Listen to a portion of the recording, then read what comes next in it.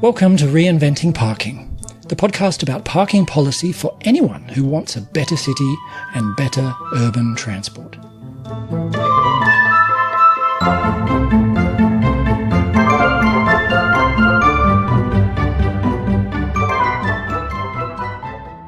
Cities abolishing their parking minimums have been in the news lately, and today we'll be talking about Auckland in New Zealand.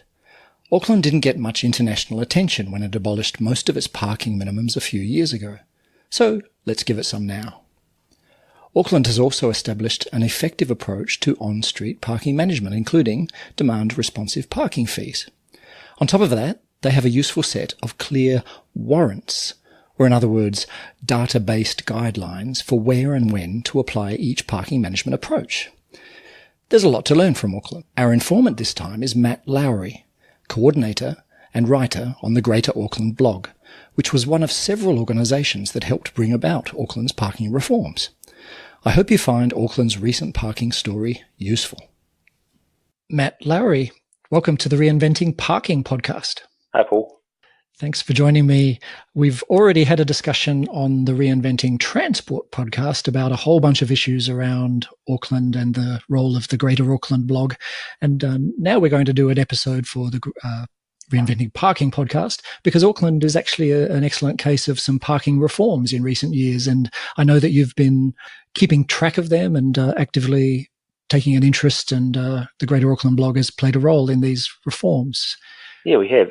I mean, as part of our self-given role of advocates and improving transport in Auckland, that includes, a big part of that is parking and making sure we get our parking policy right so that it enables the other outcomes that we want. For example, Auckland has reformed its on-street parking management arrangements, hasn't it?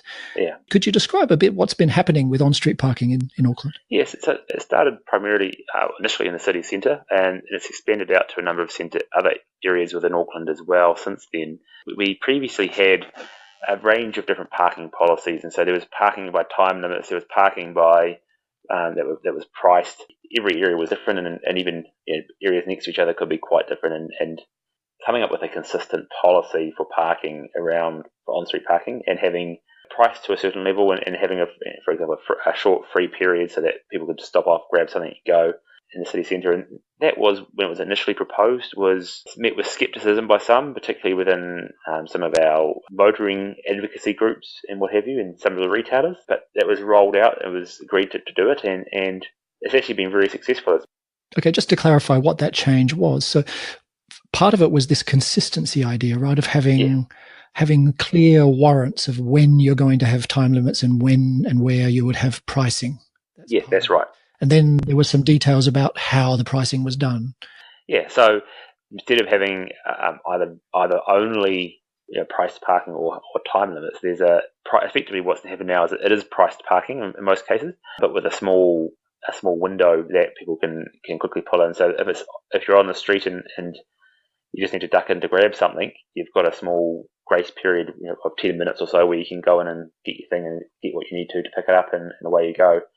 But having that consistent approach across Auckland of how the pricing is structured and how it works made parking effectively easier and more well managed for many areas. As I said, it was met with scepticism initially by retailers and motoring organisations, and the fact that it's been rolled out quite substantially since then to other areas shows that it's been well received and it's been well managed. It's set so that the prices are adjusted reviewed and adjusted if needed to ensure that there's a certain level of parking occupancy available.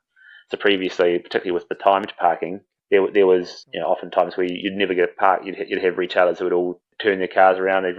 All the staff would go and rotate their cars, and there'd never be a car park available. And so this was about pricing it to ensure that there was always about 15% of car parks were free and available, so that if you turned up to an area and you needed to park and if you're prepared to pay for it, then you can. The skepticism that you mentioned, was that about expanding pricing to more places and more areas? Or was the skepticism about some other aspects, such as how the prices were set that you mentioned before? I think it was generally, it was a few years ago now, but it was your stock standard concerns about, well, you're charging motorists for pricing, and not that they weren't necessarily before, but just the sort of, it's going to by doing this, you're going to make it harder to park. Therefore, it's going to hurt my business. That type of argument. Okay, from businesses as well as from motoring kind of lobby groups. Yeah. So there wasn't anything. It wasn't anything specific. It was just sort of stock standard UBC. In Auckland and in any other city, it was the same sort of concerns that we see, and said that the results have shown that it was nothing to be worried about. So now you're saying that there's priced on-street parking, not just in the city centre and the inner city, but even some relatively suburban sort of sub-centres. Do they have priced parking? Yeah, that's right. And so that same model has been applied to a number of areas around Auckland now. Not all of Auckland, so there's still, some of it's because they're still working through it. Some of it's because the parking just isn't an issue at the moment to warrant that change. Right. But in areas where there is high parking demand, and for example, a place called Takapuna, which is on the North Shore, which is quite a desirable suburb on the beach, and has quite a lot of that was rolled out last year. Again, it's about ensuring that there's car parking available, so that one of the things that people have found and that retailers have found, because of the requirement that the prices are set to ensure that there's always parking available, it's about that the people are seeing the outcome that it's actually easier to park. We're not seeing that the sort of circling, looking for car parks in those areas that we have in the past. And so that's sort of helped alleviate some of those fears. And in many cases, there's ample off-street parking available, and it just wasn't necessarily being used. And so this is a deliberate policy to encourage people to use off-street parking as opposed to on-street parking. And so that's been shown that that's successful.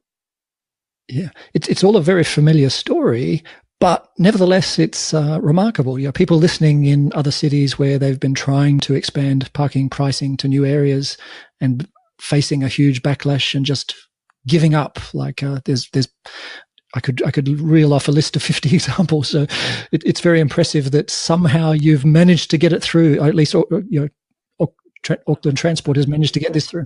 It's one of those cases where we've done it as almost as a trial, when we're going to put this in place and we're going to review it again in 6 months' time and see what the impact is. And if it is bad, then we'll take it away. And that trialing aspect, and that's we see that across the transport world, that trialing some of these things is so critical to getting over some of those hurdles that we otherwise face, because the public know that it will be reviewed and that it could be changed again, and that actually helps alleviate some of those fears, and people are more prepared to give that a go. Of course, parking meters are rather expensive, so do people really believe that putting in some parking meters can be done as a trial? Well, in many cases, these are places that parking meters already existed, and I see. At least in most cases, that the parking meters already existed, so there wasn't any additional cost. It was just changing them, changing the way that they function. Okay. That's not to say there weren't new parking meters added. There have been, and Auckland has a program of doing that. But it's that in many cases it was just changing how they operate, so they're more consistent across the area, and also that the prices are able to be adjusted, so that it's not one price set in stone, and the prices have to be reconsulted on every time that they want to change. Okay, that makes sense. Yeah, the experience around the world seems to be that a shift to this demand-based price setting is initially, there's a little bit of skepticism. When I try to find out more, I see a flurry of articles and arguments and backlash, but it usually goes through, and then once it's in, there's hardly any more discussion because it's no longer controversial. And it sounds like Auckland is another case of that, where it just works well and it's quietly working away, and that's no problem. The really difficult thing is expanding pricing to new places. Could we zero in on an example of somewhere where this system has been expanded to a new place? Yeah, so there's a place called Kingsland, which is fairly close to the city centre. It's not, it's a few kilometres away. There was a real parking problem. There's a large stadium nearby, and the town centre there. And so particularly when there's games on, but even when there's not, it's an attractive place that people want to travel to and have a meal at, or go to a bar or what have you. That was actually introduced there, and one of the reasons they were able to introduce it is that Auckland Transport, who manages transport in Auckland, worked with the local business association and were able to show them the evidence of it working in the city centre, and showed the impacts that it had on managing parking demand, and therefore when the business association were able to see the impact that it had in the city centre, they were more receptive to having that in their area, and therefore they advocated for it to be extended to them to themselves. So they knew they had a parking problem. They're able to advocate to their member businesses to say this is actually a good thing for us. I think a really critical thing is getting it in places where it makes sense first of all, and then having it be able to use that as a local understanding and local knowledge to be able to expand that out to other locations, because rather than doing the entire city at one go, you do it in the area that makes the most sense, and then you can basically don't bite off more than you can chew. And the price reviews are once a year or so, is that right? Every 6 months from memory.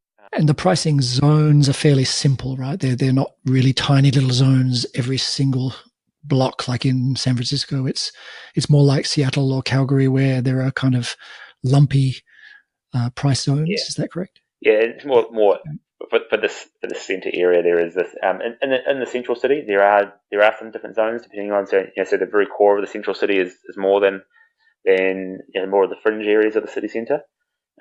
Okay. But there are some differences. Is there time of day pricing with a different price at different times of the day, depending on demand? The price doesn't change across the time of the day, but one of the changes was that the pricing comes in, and then the longer you stay, the more you pay. So, and not just in the sense of per paying per hour, but we might pay $2 an hour for the first hour. You might pay $4 an hour for the second hour. Escalating prices. Okay. It doesn't escalate consistently.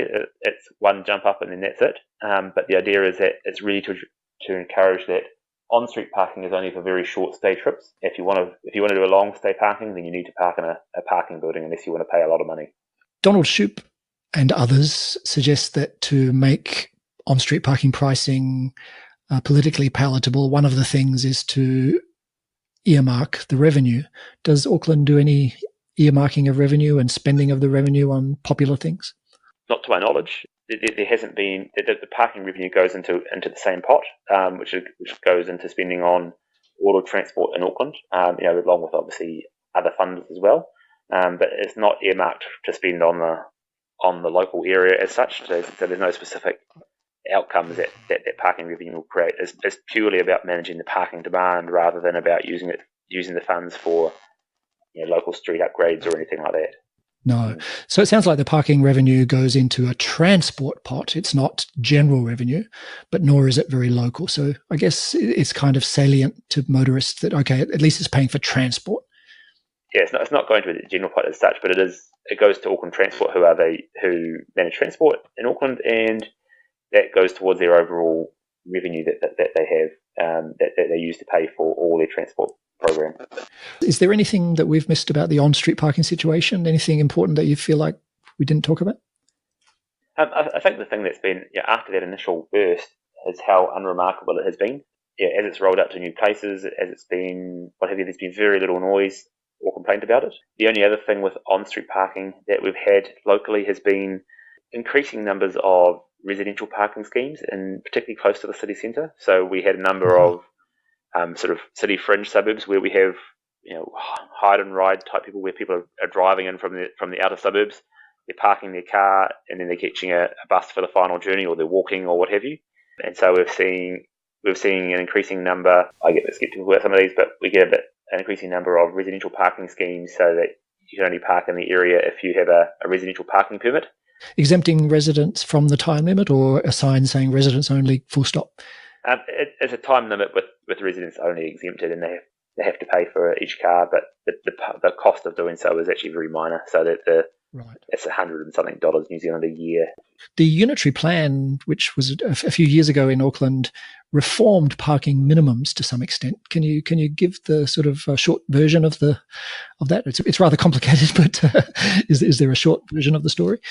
Auckland amalgamated into a single city. We created a new set of planning rules for all of housing and commercial development in Auckland, and that part of that includes the rules around parking. And so one of the requirements around the unitary plan was that it had to be evidence-based, and so therefore the evidence that the likes of Donald Shoup and others had done locally, that the people had done locally, played a part in that. So prior to that, Auckland, the city, very centre of Auckland, had parking maximums, and it still does. And so that has been a key part in driving some of the other change in the central city around public transport and walking and cycling usage and what have you.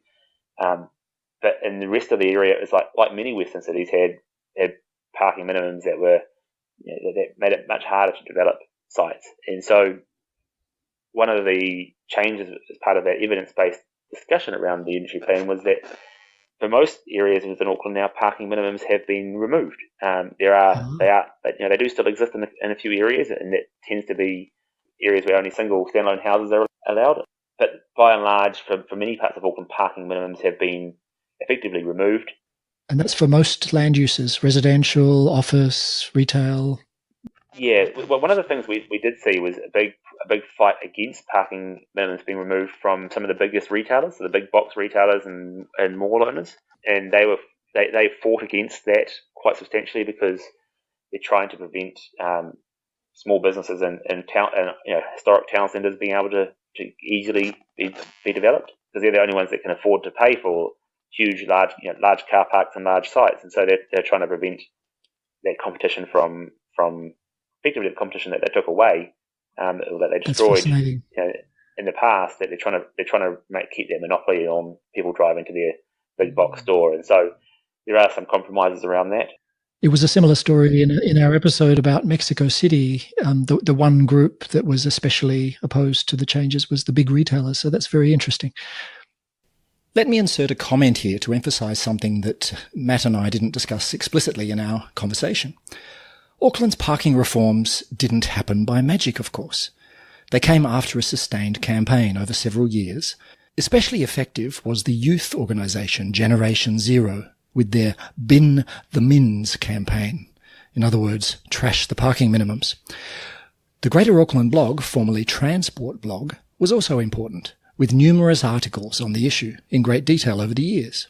So a great way to learn more about Auckland's parking story is to dig into their archives with searches on parking. Now, back to the interview with Matt. By and large, parking minimums have been removed. As I say, we're starting to see apartments being developed now with no parking, or with either very minimal parking, or only sort of shared car access and what have you. And that's only possible in many of these locations because of the removal of parking minimums, because they're occurring not in the city centre, but in fringe suburbs and what have you. And previously they would have been required to have parking, substantial parking garages. And so we're now starting to see these other developments occurring.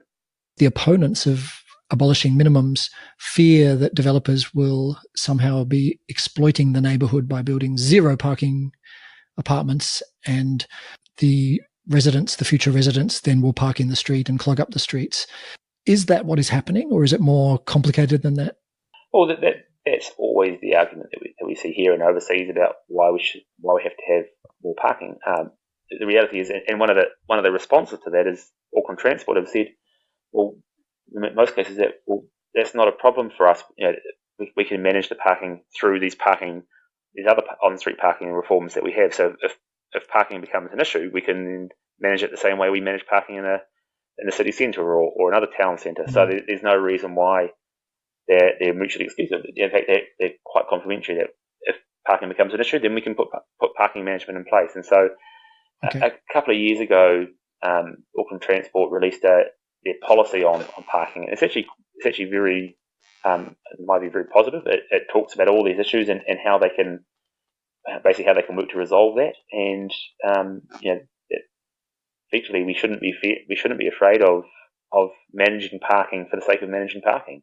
It is a finite resource, and we have to manage it appropriately. Okay.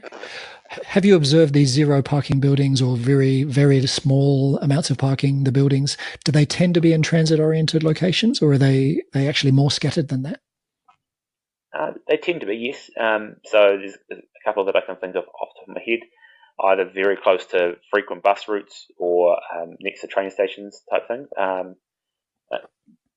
By and large they are, but I think we're starting to see them expand more and more, and particularly reduce parking. So many of the buildings that we're seeing that have been built now, particularly on City Fringe, the parking is disassociated from the apartments that comes with. So they might be building, say, 90 apartments, but they might only put in 50 car parks type thing. And car parks are sold completely separately, and only those who want a car park will buy one. And so, and the prices for those car parks are quite substantial because it obviously costs a lot to provide, which is why they're doing it that way as well. So you're seeing, less than one, in many cases, less than one car park per apartment being provided, and so that means by very nature that many of the people of those residents won't have car parks there. Okay. Would the residents of new buildings be eligible for the on-street parking permits that you mentioned earlier? At the moment, yes, they are. Okay. And that's an interesting point of contention as to whether they should be, and in our view, they shouldn't. So they should be kept. And it's controversial, isn't it? Because in some ways it seems unfair to deny them if they're residents too. But one way that it's done in some places is to have a cut-off date where you say, okay, after this date, any new building, regardless of the kind of building, it can be a single-family house or whatever, but after a certain date, everyone knows that those new buildings will not be eligible for parking permits, just so that then everyone is kind of eyes wide open. And that is a fairer way than just discriminating against apartment dwellers, say. Yeah, and you can go a step further and say anyone who buys into the area, so if you sell a house at that point, that parking permit disappears and you have no right to a new one type thing. Right. Yep. That would be another step as well that we would support, but that's not up for discussion at the moment. Okay, so I'm impressed. I hadn't realised how far the abolition of parking minimums had gone. And did Auckland flip most of those minimums to be maximums? No. So the maximum only still applies in the city centre, but so it's just no minimums generally. So I guess first steps is good, and so it could go further, but. It sounds like perhaps maximums are not necessary, at least for residential, because the developers are seeing that the demand for parking light buildings is there and they're building accordingly. So one of the challenges for Auckland, and unique to some degree, is that Auckland is built on a series of volcanic cones. So there are over 50 volcanic cones around, or vents around Auckland, and they're all dormant, but at the moment, we say at the moment, we never know. But so many parts of Auckland have and particularly close to the centre, have a lot of volcanic rock, and so it's quite literally very expensive to dig out a parking garage if you're trying to dig out basalt, because it often requires blasting and very, very a lot of heavy machinery to do so, and so providing car parking in some of these areas is prohibitively expensive, and so there's a very big cost incentive for developers not to. And obviously if they don't put enough parking in, they're not going to get the sales that they need. So there's a good trade-off there.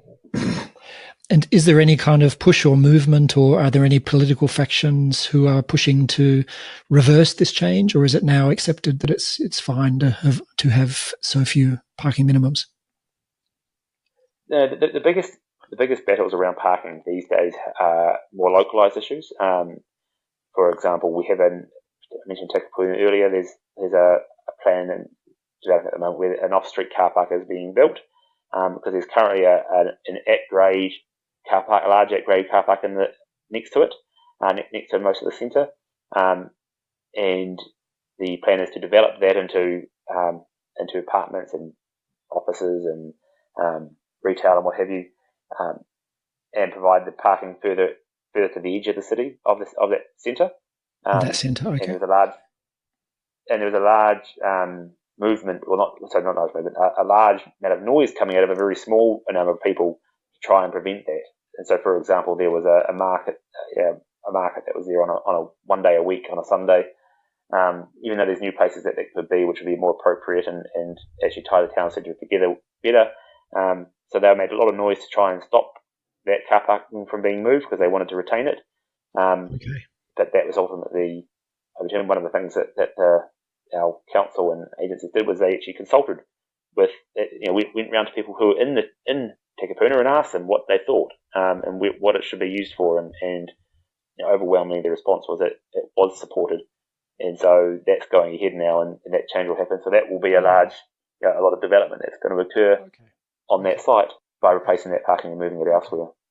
The other parking issue that's very, very common, I guess, is, of course, when a few on-street parking spaces need to be taken away for bus priority or for bicycle infrastructure. I imagine there are cases in Auckland of that. Absolutely. So we've seen that in a number of places. So an example recently was a place called Mount Eden, which is a small sort of town centre village type area along one of the busiest bus routes in the city. That bus route has bus priority along much of it, but not all of it, and in particular not through the middle of that centre. Auckland Transport wanted to extend that and improve that. The retailers were sort of quite opposed to that change, but again, through consultation and actually looking at the entire impacts of what that caused, but as I said, it's one of the busiest bus corridors in the city, and so they looked at the overall impact. They've decided to go ahead with it. It hasn't been implemented yet, but it will be. They've announced that it will go ahead, and they're looking at now a more comprehensive priority for a number of routes, which often the bus priority stopped in the centres where parking was provided, or parking was provided after hours, and so those bus lanes are being extended and being improved and what have you. In terms of placating or overcoming the resistance in Mount Eden in that particular case, is there any sort of particular key to how the parking fears were allayed? Part of the overall proposal to begin with was that overall more parking would be provided, but on some of the side streets. I see. So we're currently, well, at least the same number of parking was provided. So just instead of being right outside the shop, it was some of the streets that perpendicular to Mount Eden Road would have a bit more parking provision put on them to make up for the loss on the street. And so it just meant a slightly longer walk, not much, but a slightly longer walk for some of those people. The overall parking situation wasn't any worse. It just wasn't in exactly the same place as it was before. And in most cases, the actual opposition wasn't necessarily to the parking, but to having a bus stop outside their shop, which you'd think would be a fantastic thing to have thousands of people be able to jump off the bus and shop there. But some of these retailers were not quite up with the times, I should say. A small business person is often risk averse. It's understandable. Well, in this case, the bus stop has already been there, and it's been there for decades, if not more. But they wanted the bus stop moved outside the town centre so they could have 2 more car parks within the town centre. Okay, interesting. So that kind of thing. Okay, let's briefly talk about two more topics, and then that'll be enough. I've taken a lot of your time.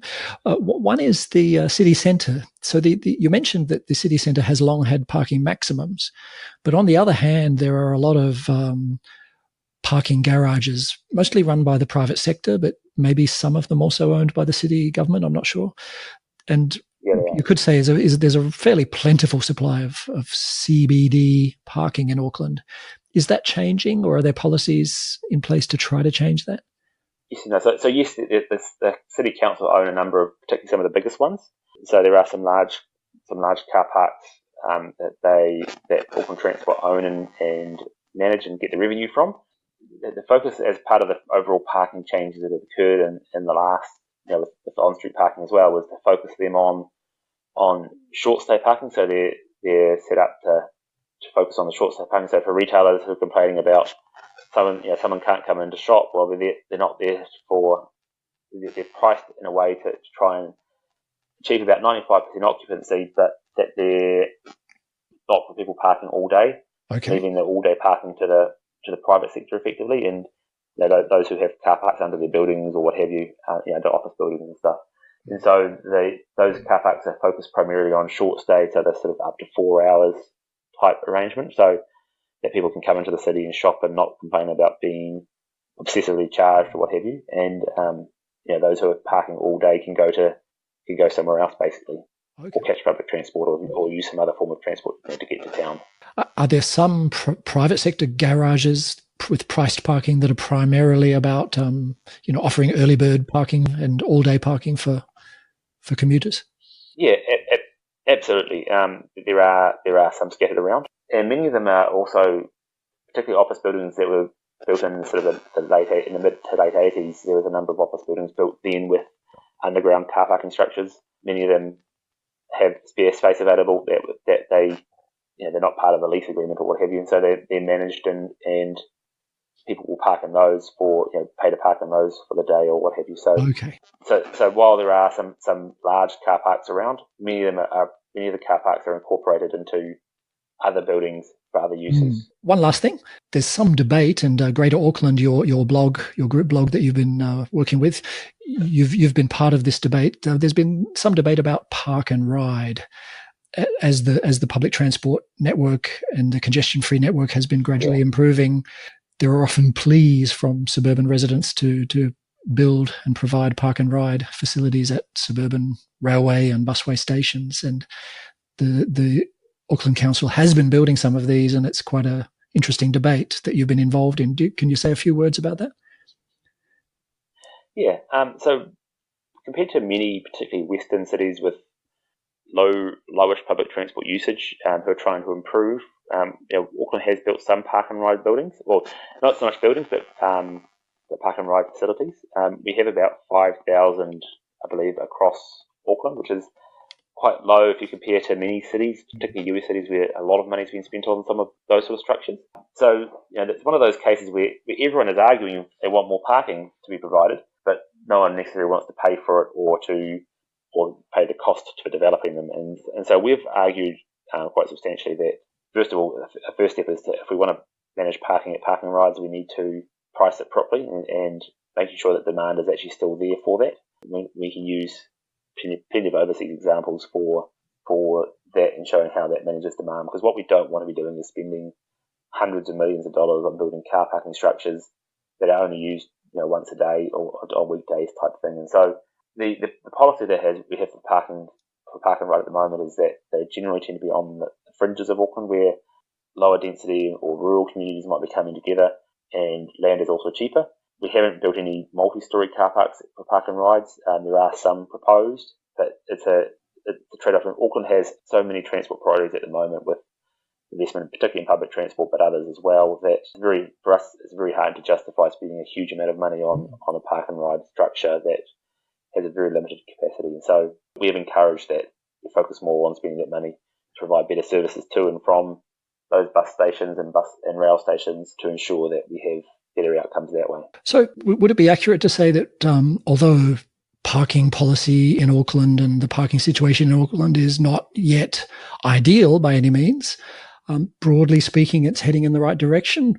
Do you have any outstanding major criticisms or reforms that you would like to see in parking in Auckland? I think by and large we are heading in the right direction, as we are with much of our transport policy and housing policy as well. So things are heading in the right direction. I think that the biggest thing is just the biggest criticism is just how we manage it, making sure that we're able to manage it. We had an housing development recently where the buyers all agreed that they didn't need the level of parking that the minimum parking requirement said was required. That was all approved. There was a whole lot of studies done around it, so everyone was fine to do it. And then the council came along and a separate independent planning commissioner said, "Oh no, that's not enough. We need to put more parking in." Because the council didn't review it properly and what have you. And so after a bit of highlighting some of that, the council reviewed the decision, and realised actually no, it was actually fine. We don't need to put more parking in here. So in the end, that was a win. In the end, it was a win. And there's reduced parking going in there because of the fact we can actually manage this. We can actually manage this on. So this is a case where Auckland Transport has said this is not a problem for us. We can manage the on-street parking demand if it becomes an issue. That's an interesting lesson. Is that there's been a change in mindset. There's been a change in policies, but every now and then the old mindsets pop up and have to be. And that's something that we see across transport, not just parking, but all aspects of transport. Was you can't expect everyone to change at once. As long as we keep moving forward, I guess is the important thing, and that's what we're doing, and we're keeping making overall the right change, and that's the thing that's important. Yeah, so overall it's actually a remarkable story, and I'm constantly surprised how well Auckland has done across the board. Of a fairly car-dependent city is managing to slowly turn itself around, and parking seems to be part of that story. And once people get used to these changes, they seem to be acceptable, notwithstanding a few very loud voices complaining here and there. But those voices, when you actually do opinion surveys, turn out to not be very representative. So congratulations on all the change. Thank you. I think that the key key for Auckland has been, it's not just one, and I think this is the key for all cities, is to recognise that there's not one change that's going to be a silver bullet that's going to solve all your problems, and that you actually need a number of changes going through, and you need to work on these changes across many fronts at the same time.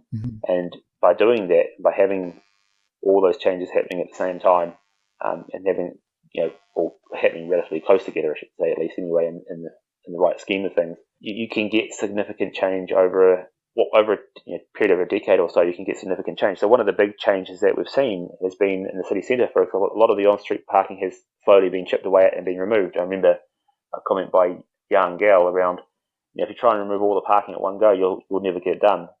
But if you remove 5% a year, no one's going to really notice. And that's kind of what's happened to some degree in Auckland. We've increased the number of, we've introduced shared spaces, and we've rolled them out to a number of other places. We've introduced parking changes, and it's restricted, and cycle lanes and what have you have also taken some away.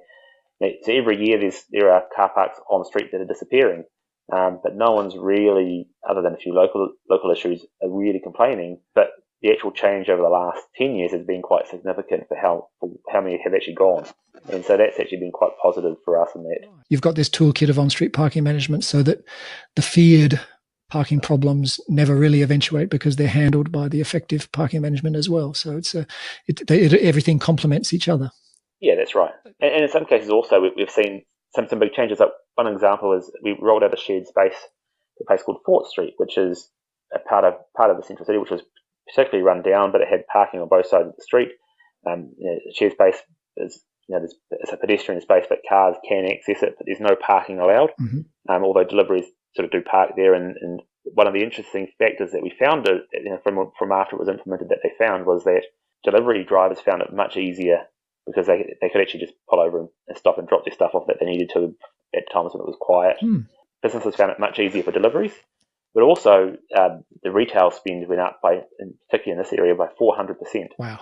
As a result of this implementation. And so the retailers that were in the area, particularly the hospitality retailers, noticed a significant upchange.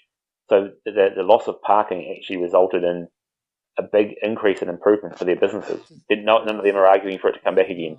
Congratulations on all of the changes and your role in them. And thank you very much for sharing them with the listeners of the Reinventing Parking podcast, Matt. That's quite all right.